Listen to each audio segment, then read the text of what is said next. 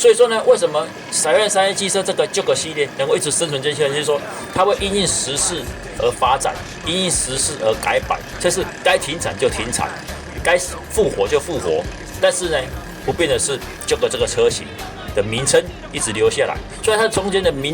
外形呢，从50cc 2行程时代，到了4行程 CC Super 4。4行程 100cc 的时代，甚至因为环保法规，从 100cc 变成 115cc， 变成 125cc， 从单车型变成男女通吃的双车型，这后来就变成单车型。它不变的就是说，我要把 Jog 这个精神留下来，所以才会成为说台湾机车的活化石 Jog 系列。你这短期司机就好像是头痛医头，脚痛医脚，有没有？痛过了、痒过了之后就无感了。但是呢，你一台车能够持续贩售。持续在市场创造销售的神话，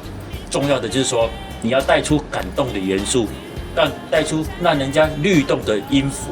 带动让人家血液澎湃的外形。你有让人家血液澎湃的外形，这样子呢，这台车呢才能持续贩售，去让消费者真正从心底喜欢这台车，这样子他才会有勇气买出去。他别这样扯讲，你10年前买这台车，跟我现在10年后买这台车。外形都一样我10年后还买的比你更便宜你10年前买这台车不就是呆你？以上就是我对Jog系列的介绍，谢谢。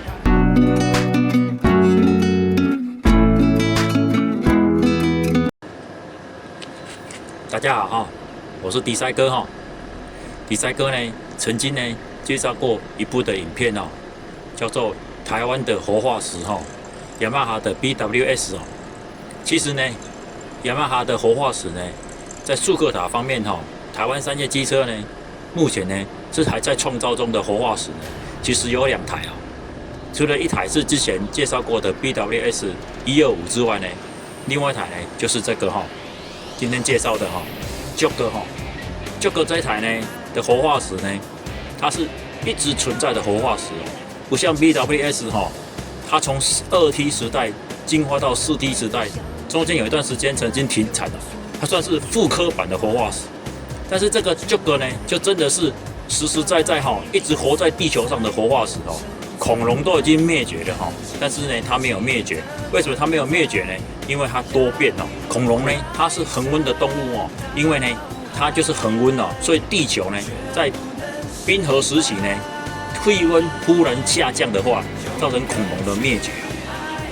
BWS 呢，就像恐龙一样它呢温度恒温，但是从2T 到4T 的时代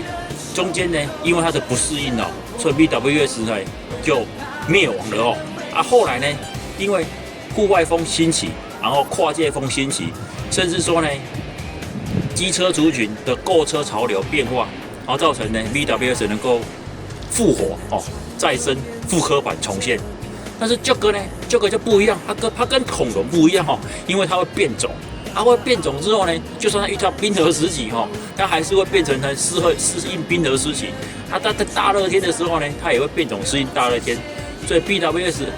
会灭亡，但是Jog不会灭亡。所以它除了从2T 时代进化到4T 时代，从2T 时代的Jog 50、Jog 90，然后进化到4T 时代的Jog Super 4。然后甚至到后来的Jog 115，因为环保法规的话，6期不能卖之后，变成7期环保法规之后，在5期、6期、7期的进化，再从Jog Super 4、Jog 100、Jog 115、Jog 125，到现在最后的Jog FS 然后呢，你看现在看到的是红色的，在Jog Switch 时代呢，还有红色鲜红，这是以前Jog 50、90、2行程时代主打的就是红色。到现在呢，Jog FS、Jog 125已经不主打红色了。这代表说，女性族群的时代，从我要骑红色才是代表女生，到后来呢，甚至说我要买男性的车，然后买红色。现在到最后呢，现在女性她已经不是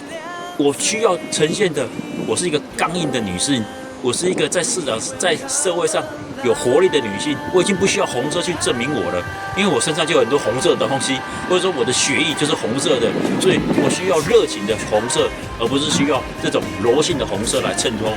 所以说，为什么说Jog不会因为2T 到4T 时代而灭亡，而继续活在地球上的活化石，就是因为Jog是多变。那我就先来阐述一下 Jog 的历史。Jog 这台车呢，最早呢出现在台湾机车市场呢，是在1987年生产的 Jog 50，也是台湾商业机车呢在台湾生产的50cc 2行程机车。当初的车重呢只有70几公斤，就标榜着男生举得起，女生抬得动，小孩推得倒。所以说轻量化的2行程机车要让好维修，不用保养哦。2行程很多人没有在保养的哦，就是买回来之后没有持续的添加机油，添加2行程机油，你得再卡。什么没有换机油嘛？所以你叫机油自己加倒机油跟倒开水一样哈。那个小朋友也会哈。所以说呢，空滤也没再换，没有关系哈。车子就是没有在保养是油一直加哈，就一直卡哦，卡到熟起了对不对哈？排气管再换一支之后没有，再继续骑哦。所以理论上就只有换机油跟清排气管，盐排气管也不一定要换哦。拿下来呢，柴油倒一倒哈，烧一烧哈，这样子呢又继续骑了哈。所以说神奇的2行程为什么到现在很多人骑，就是说它有一种魔力哈，拉转的魔力哈，然后免保养哦。放着不会坏的，就是说最主要就是说你要常常骑它哈，要发动它而已哦。然后呢，到了1990年的时候呢，过了3年，因为 Jog 50卖得太好了哈，所以在1990年的时候呢，台湾商业汽车呢又推出了 Jog Pro 90哈。以前90cc 呢就是号称是现在4行程125cc 的动力哦，所以50cc跟90cc同时贩卖呢，让台湾商业汽车呢创下了所谓的轻油买公用吼，乌油买雅马哈吼，就是说轻油买光阳，黑油买山叶哈，所以呢，造成台湾商业机车呢，在2行程界呢，建立起一种不可挑战、牢不可破的谎言，不是谎言的神话啦，牢不可破的神话，所以变成说，你只要买2行程机车，就是找商业机车。你要买4行程机车，你可能就买三阳或光阳的豪迈系列哈。然后呢，到了西元2000年呢，因为2001年开始呢，政府公布了说2行程机车禁止贩售呢，所以说台湾商业机车势必要在2行程跟4行程之间执行一个转换呢。所以这个车系呢，我刚刚说过了哈，这个车系为什么能够存活到现在，就是它能够变种哦。所以那个时候呢，它从2行程变种到4行程呢，它就发行了这个 SF 哈，这个 Super 4哈 ，Super 4，所以说是 SF 100哈。它从2行程变成4行程呢，也从50cc、90cc 呢变成了50cc 跟100cc哦。然后50cc 变成4行程呢，这个也就是 Vino 一代哈，4行程随人50cc 的引擎哦。但这个引擎呢，成本高，维修保养麻烦，然后妥善率也没那好。最后呢，这50cc 4行程随人的引擎呢，也消失了在台湾了。但是在日本还是有在贩售，因为它本身呢，就是可以在冬天雪地发动，因为它本身那个随人引擎呢，它本身有那个水箱加热装置哦，这个是一个很特殊、很特别的设计啊。当时也是否日本向，所以才开发出这个50cc 4行程随人的引擎哦。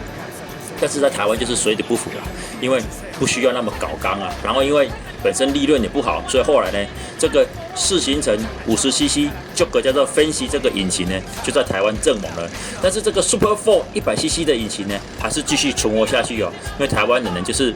动力大的就选动力大的，他不会选动力小的哦。然后 Super 4这台车呢，在2000年发行之后没有，到了2009年的时候呢，又推产了另外一种变种的车哈。这台算是这个系列唯一失败的车呢，这个Chiao 哈，Chiao 呢，它这台呢又把原来10寸的轮框呢改成12寸的哈，然后呢加大轮框，加大前置物箱就是有点就是想要做跨界的哈，就是以前台湾商业机车呢，它没有像光阳跟三阳有推出那种商业车哈，那种什么金豪迈啦，还是什么金发财呢，所以他想要把手摸进去这种商业车这种菜市场车的范畴呢，但是他又不想推出新车型呢，所以他就把 Jog 这个车型改造成那种类似说被一鱼多吃的对啊，被吃男性市场，被吃女性市场，被吃菜市呀，被吃上班族当然呢，你一鱼多吃呢，这个变种也是有限度的对不对？你迅猛龙要变成暴龙哈，还是有困难的哈。所以这台车算是雅马哈推出呢卖的哈，Jog系列卖的最不好的车，也算是一个失败的作品哦。Jog Chill 这个名称呢，也取得很奇怪哈，你叫做俏，要否女生哈，很俏丽，可是男生会想到俏丽吗？男生这个俏，都只会想到那个往上翘那个翘啊。